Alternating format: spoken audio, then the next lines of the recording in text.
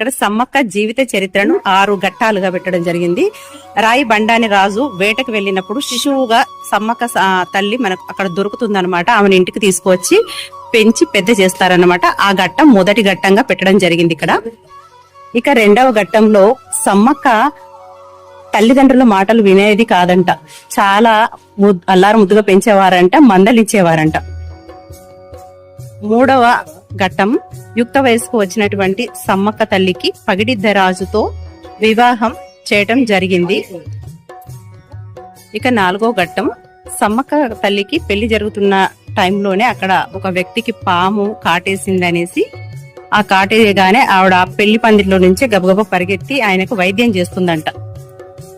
అప్పటి నుంచే ఆమెను వనదేవతగా పూజించటం ఆరంభించారు. ఇక ఐదవ ఘట్టంలో సమ్మక్క కోయ ప్రజలకు సేవలను అందిస్తూనే ధార్మిక చింతనను కూడా పెంచుకుంది.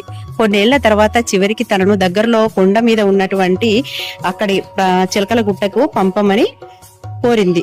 అక్కడ దేవత రూపంలో కొలువై భక్తులకు కోరిన కోరికలు తీర్చే కల్పవల్లిగా నిలిచింది.